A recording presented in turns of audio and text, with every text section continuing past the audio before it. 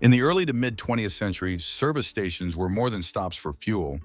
They were essential parts of daily life and road trips, vibrant community hubs where friendly workers offered smiles, shared local stories, and sometimes even tasty snacks. Reflecting on those days, we rediscover treasures shaping cherished memories. The 1930s through the 1950s witnessed a remarkable transformation in how Americans traveled, worked, and lived, and gas stations were right in the thick of it. Back then, the car was rapidly becoming a household necessity rather than a luxury. By the early 1930s, households who could afford a vehicle saw it as an essential tool, something that got dad to the factory on time and mom to the grocery store before the best produce sold out. But this cultural shift needed infrastructure. It needed dependable places to refuel, reliable brands offering consistent quality, and a sense of trust that the nozzle in your tank wouldn't leave your engine sputtering on the side of a dusty country road. Gas stations met that need and then some. It wasn't just about pumping gas. It was about building confidence in an era when cars were still evolving machines prone to mechanical hiccups. By the mid-1930s, large oil companies had started to standardize quality control, ensuring that when you rolled up to a station bearing their logo, you got the same grade of fuel, the same measure of purity, and the same level of service. The public embraced this reliability. It transformed random roadside shacks selling dubious fuel into recognized hubs of activity. Over time, these places took on a life of their own, becoming trusted pit stops that offered more than just gasoline. They sold engine oils formulated for specific climates and engine types, improved fuels boasting higher octane ratings, and even advice on proper maintenance. Attendants often knew their customers' cars by heart, remembering details like how the carburetor sounded last time or how the tires were holding up. This personal touch lent a comforting familiarity in an era still nervous about mechanical travel. Gas stations were growing into something bigger and more important than merely fuel stops. They were pillars of the open road. Before the self-serve revolution, a gas station meant full service. Imagine pulling up to the pump and never leaving your seat. A neatly uniformed attendant, sometimes more than one, would approach your car, greet you with a friendly smile, and ask, "Fill her up?" From there, it was like a team of pit stop pros making sure your ride was in tip-top shape. They checked your oil, cleaned your windshield until you could see your reflection, and even inflated tires to their proper pressure. Some would top off your radiator water, inspect the fan belt, and notice if your wipers were fraying. This wasn't just courtesy, it was all about reputation. A satisfied customer returned, and word of mouth spread quickly in small towns and growing suburbs. The more attentive and knowledgeable the attendants, the more loyal their clientele. This emphasis on service created a sense of community trust. These attendants were not just pump jockeys, they were neighbors and knowledgeable helpers who cared about your car's well-being almost as much as you did. They could recommend which oil would keep your engine humming in the summer heat or which antifreeze mixture you'd need to survive a brutal winter. Over time, station owners realized that they could charge a premium for quality service. It wasn't just about fuel, it was about selling confidence.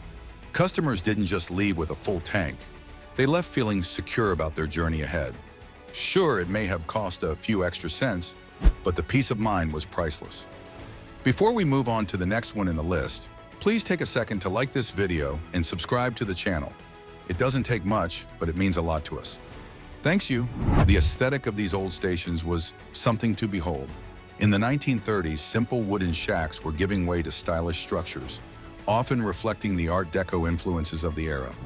Bright neon signage, sleek canopies, and colorful pumps turned ordinary corners into eye-catching landmarks.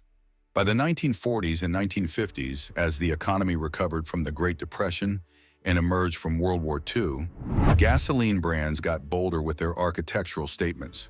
Stations featured streamlined motifs, bold color schemes, and logos that shone like beacons at night, guiding weary travelers off the long, dark highways. These design cues did more than just look pretty. They served as early brand identity markers. Texaco's iconic star and Sinclair's beloved green dinosaur were instantly recognizable, assuring drivers that reliable fuel and quality service awaited them. In the era before mass television advertising, Distinctive station architecture and signage were crucial for brand recall. At a time when literacy rates varied and roadside advertising battled for your attention, visual icons told a story at a glance. Gas stations weren't just distributing gasoline. They were broadcasting trust, quality, and modernity.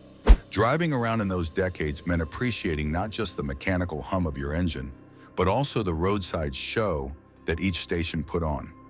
Over time, certain stations became local attractions, with kids tugging at their parents' sleeves, excited to see that giant red Pegasus of Mobil or the bright globe-shaped pumps that looked like candy jars full of precious fuel. While nostalgia paints a charming picture, not everything about these early stations was rosy. Gasoline in the 1930s and 1940s was often laced with lead additives intended to boost octane and prevent engine knocking. It was advertised as a feature, a quiet engine, smoother acceleration, and better overall performance. Customers loved the idea of a product that helped their vehicles run more reliably and efficiently. To the average driver, ethyl gasoline sounded futuristic and advanced, and many believed it protected their precious investment. But here's the rub.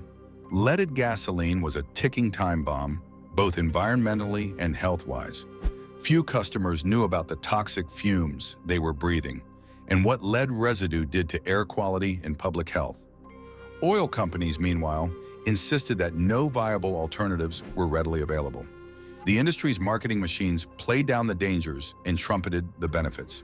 While it wasn't widely discussed at the time, partly due to less stringent scientific oversight and fewer environmental regulations, there were growing whispers among medical professionals and researchers about the potential harm. It's controversial because these companies knew more than they let on. By the 1950s, some reports hinted at lead's harmful effects, yet the product kept selling. Only decades later would the environmental toll and health consequences become clear, leading to the eventual phase-out of leaded gasoline. Still, in that mid-century moment, the average driver's biggest complaint might have been gas prices creeping a few pennies higher rather than the invisible health costs wafting in the air. The mid-20th century was a battlefield of brands jockeying for dominance. Names like Standard Oil, Texaco, Gulf, Esso, Phillips 66, and Sinclair each wanted you to believe their gasoline was the cleanest, the purest, and the most performance-enhancing out there. Newspaper ads, radio spots, and striking signage were only part of the strategy. They also invested in research stations and boasted about their proprietary blends. Some claimed to have secret refining processes guaranteeing more miles per gallon or reduced engine wear. The goal: convince you that your car would purr more sweetly under their logo than under anyone else's. Loyalty programs emerged, with some stations offering collectible glassware or toy replicas of their iconic mascots. The idea was simple: fill up here often enough and walk away with something tangible. During these years, brand trust mattered deeply. Drivers were more conscious of what went into their engines than you might think. Even minor price differences or local rumors, like one station mixing cheaper grades to save a buck, could sway a community's preference. Controversy sometimes arose when competitors launched claims that were shaky at best.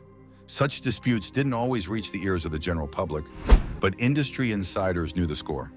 Behind that friendly facade of smiling attendants and free maps lay a fiercely competitive environment where every gallon pumped was a small victory in an ongoing brand war. World War II changed the face of gas stations in ways few could have imagined. With rubber and metal shortages and strict gasoline rationing, Americans learned to tighten their belts. Suddenly, those grand cross-country drives were curtailed. Coupons allowed only a few gallons per week, turning each drop of fuel into precious currency. Gas stations adapted, some focusing on repairs and maintenance since they couldn't count on large fuel sales. Creativity thrived under constraint.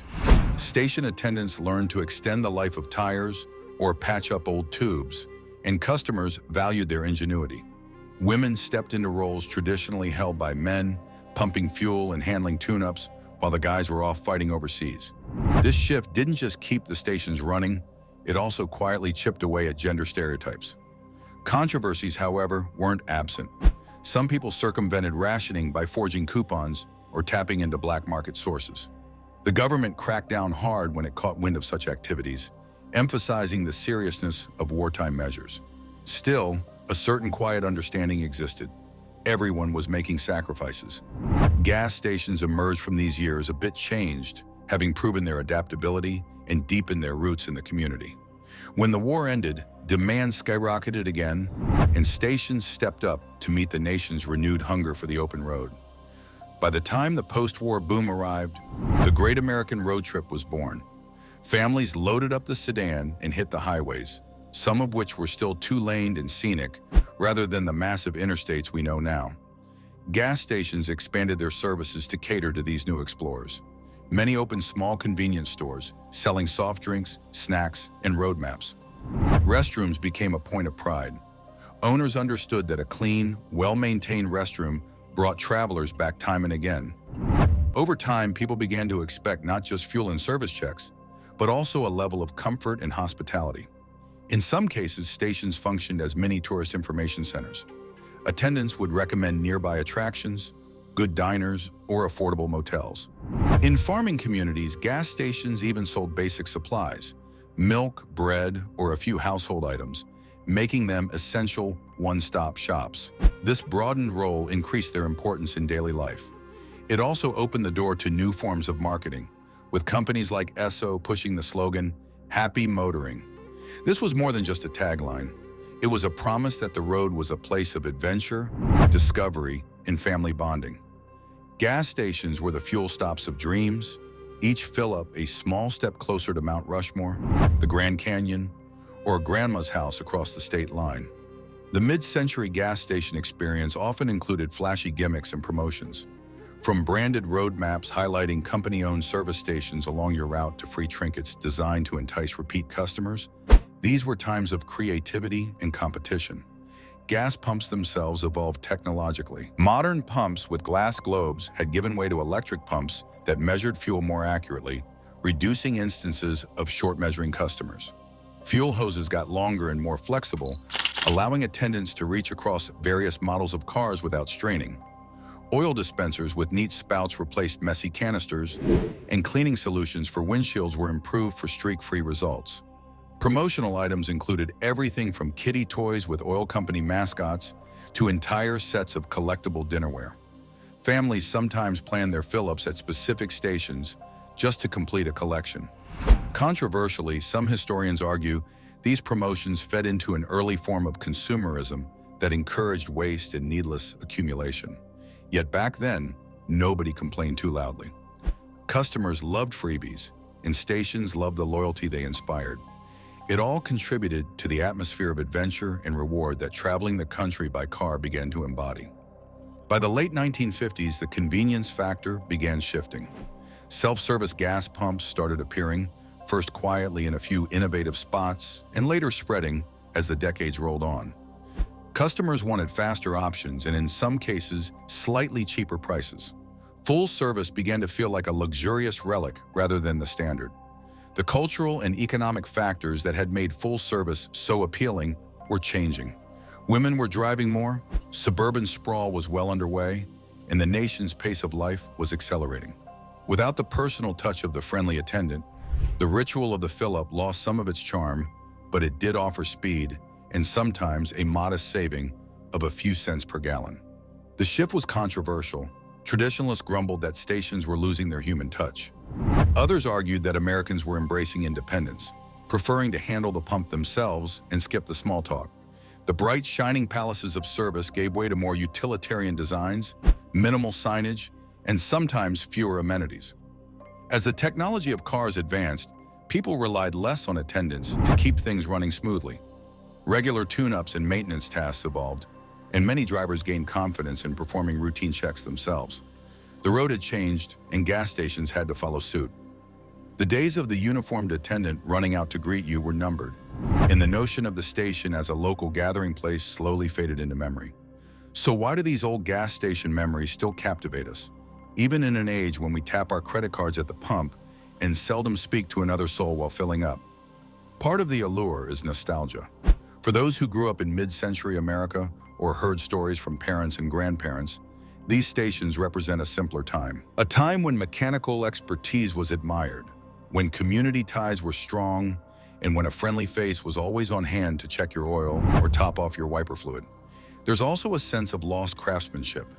Buildings, cars, and even the gas pumps themselves were designed with style and flair, built to stand out and represent a brand's pride. Today's streamlined and uniform stations might be more efficient, but they lack the character and personal connection that once defined the experience. Even the controversies, the leaded gasoline, the subtle brand warfare, the social inequities, add a layer of complexity to those memories. They remind us that what seems charming from a distance might have held hidden costs. This complexity makes the past more than just a rosy blur. It makes it real, grounded in the technologies, economics, and social conditions of the day. Remembering these times allows us to see how far we've come in terms of safety, equality, and environmental awareness, and also how much we've lost in terms of personal interaction and local character. The fascination lies in that interplay between progress and loss, familiarity and strangeness. The old gas stations were more than pit stops. They were part of a larger story of American growth and identity formation, and their echoes still linger at the edges of our cultural consciousness. It's easy to assume that technology always brings improvement, and in many ways it has. Modern pumps are safer, more accurate, and often offer different fuel types to suit modern engines. Payment is seamless, and we have the convenience of 24-hour service. We no longer have to worry about leaded fumes quietly poisoning the air, and environmental regulations ensure cleaner burning fuels with fewer harmful additives. On the surface, these are unquestionably positive steps, but in the rush for efficiency, something else was left behind. The old stations had a warmth born of human connection. Attendants had small tricks to coax an engine into better performance and genuine pride in their local reputation.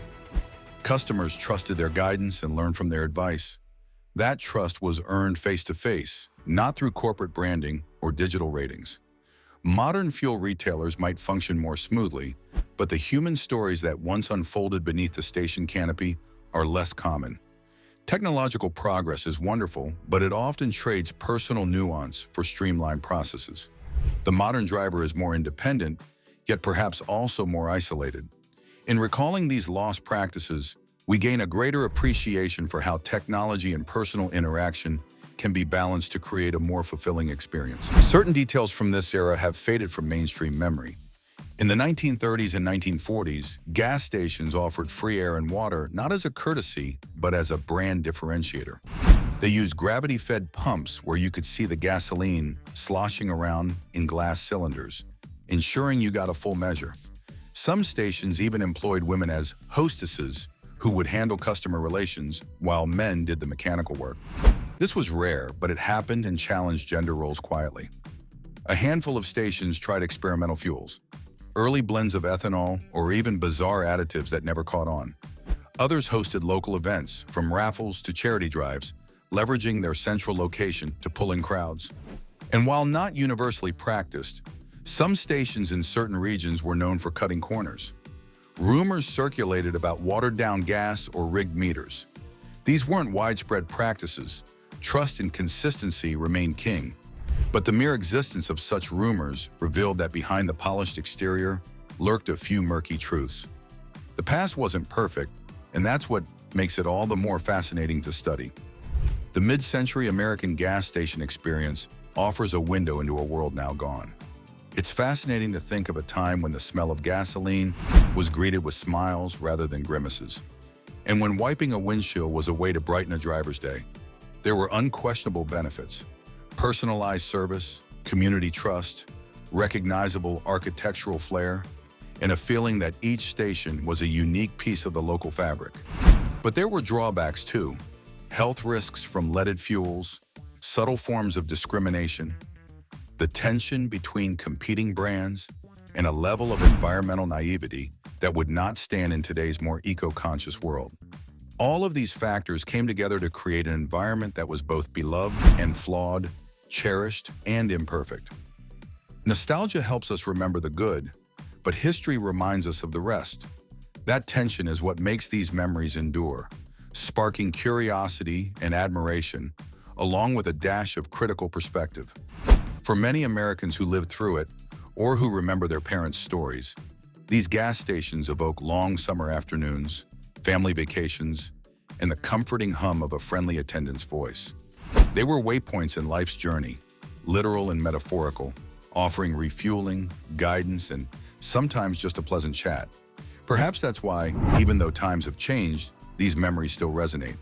They highlight a more personal era of transportation, when travel wasn't just about getting from point A to point B, but also about the people and places encountered along the way. Jokes aside, I hope today's journey transported you back to a world where gas stations were more than mere stops.